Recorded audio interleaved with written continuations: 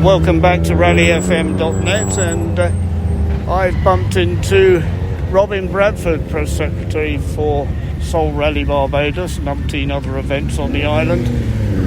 Robin, what's your impressions of today? And then we'll talk about what's happening in Barbados at the moment.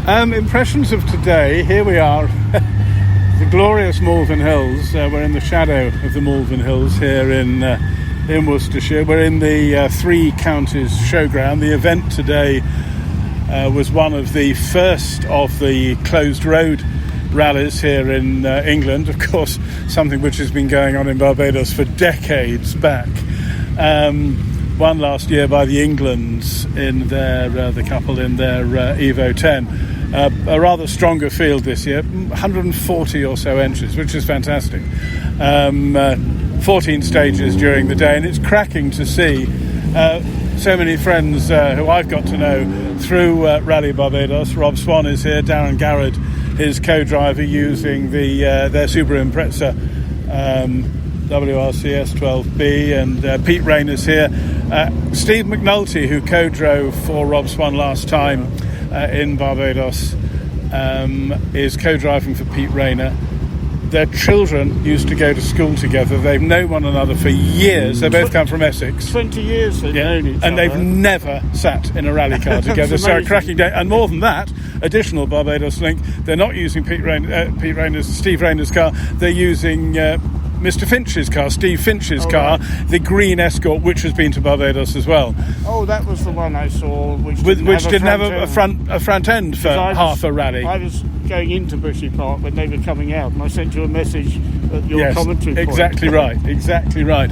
And there are lots of other. Ash Trimble, co-driver, he's been out there. The Hopkins brothers, they've both been out to Barbados. They're here as well. Chris Shooter and Bev in their familiar blue Escort. I'm told that Alex Allingham and Ross Weir have had an incident this morning, and so the rather beautiful 4 BDG, my favourite registration number, Escort is not quite the shape it was. That Escort is another masterpiece from David Jenkins, who built the car. Yes, indeed it is, and of course finished, I can't remember, in the top 20 I know, 17th I think, and won historics on Rally Barbados. That's right. 3 years ago. Of course, I think they put in a storming performance here last year. I think they were something like third overall and won their class. Yes, again. I noticed that they've been using an image of that car on the Three Shires event website, Cheltenham Motor Club, the organisers here, but a lot of support obviously from other clubs around the country, because rallying in the UK has been weird, to say the least. That's right. Now, let's talk about what's been happening in Barbados, because the last running to the May schedule was 2018, and then 2019 it moved towards the end of the year.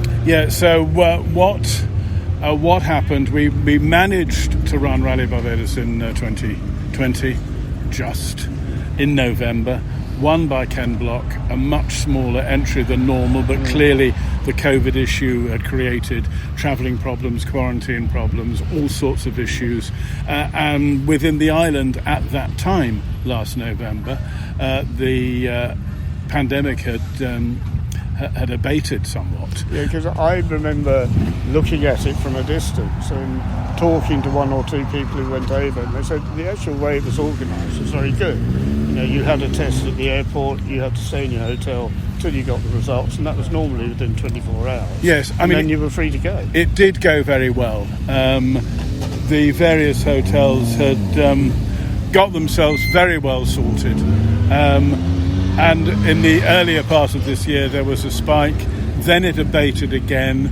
Although there have been no closed road events in the island, so no speed events, no closed road rallies, the motoring club and the rally club have been involved in running events at Bushy Park. So they're effectively like a UK single venue event within a racetrack, like the Snetterton stages or Goodwood. You go to Goodwood, don't you, for the event down there? But anybody who watched that on YouTube, I think it was on, it's slightly more complex layout than some of the UK circuits. I mean, I looked at it, and I know the circuit fairly well. And I was going, where are they going to go next? I was sent a map of it. and I couldn't print it for some reason because it was a program my laptop didn't do. So then I took a photograph of it on the phone and then emailed it to myself and then printed a PDF of it. It was hugely complicated, and the really sad thing was it was the work of David Williams of the Motoring Club and Stuart Maloney, who, as well as formerly being a circuit racer, won the Caribbean Motor Racing Championship back in 2008, has also become a good rally driver too. He's got a rally, what is it? It's a Skoda Fabia Rally 2 Evo. So that's the equivalent of a Mark II Fiesta R5. And he won the Motoring Club event twice, but he helped design the stage. Sorry, I didn't mean to say all of that in one sentence, because it is so technical. It was so easy to make mistakes for everyone, including Stuart. And the original idea was to go up onto the top behind the VIP suites, but unfortunately there had been 6 days of rain or something just before, so they couldn't use that new loose surface, but it's going to be good. I looked at it because of some great in-car stuff, and I looked at it and thought, have they not heard of arrows? I think it would have helped. Yeah, I mean, it was a good event. What's happened now, unfortunately, within the last, I mean, here we are talking in the first weekend of September. Over the last 5 weeks or so, there's been a further spike of coronavirus in the island. There are now more than 400 people in isolation, and unfortunately the number of deaths has risen above 50, which to people in larger countries may not sound like significant figures, but when to you've only got country 270,000 or so which population, put it in context, it's that's the size of Brighton. Yes, and so motorsport's going to be taking a back seat again, I believe, for a while, out of respect for trying to get the thing under control once again. There was an event, as you say, just 10 days ago, but even in that short space of time, things have changed. The Karting Association should have been running today, as should the Drag Racing Club. They cancelled today's events, and we will see what happens later. Yeah, because I think in the latest sort of decree from the government, there's lots of restrictions on all sorts of events.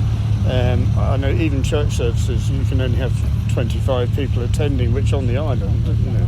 Yes, small church services, and the other key thing that I noticed in that piece was talking about these new regulations Mayor Mockley, the Prime Minister, broadcast about 10 days ago, and was the length of church services needed to be limited to 90 minutes.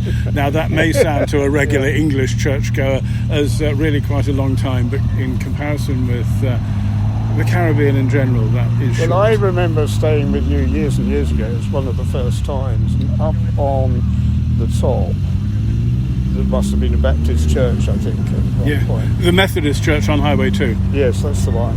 And I was probably listening to that for something like 3 hours. So it's going to be, I think, really, nobody, when all of this first started early last year, early in 2020, really expected it still to be going on as viciously as it is now. And everybody involved in any form of sport in the island is just trying to emphasise to all of their members to keep calm, to follow the guidelines of the government, stick with the mask, stick with all of that hand washing and stuff, because it does have an effect. Robin, great to talk to you. Thank you very much. I know you've got things to do. Yes. And we'll catch up with you another time. Good. Nice to see him off.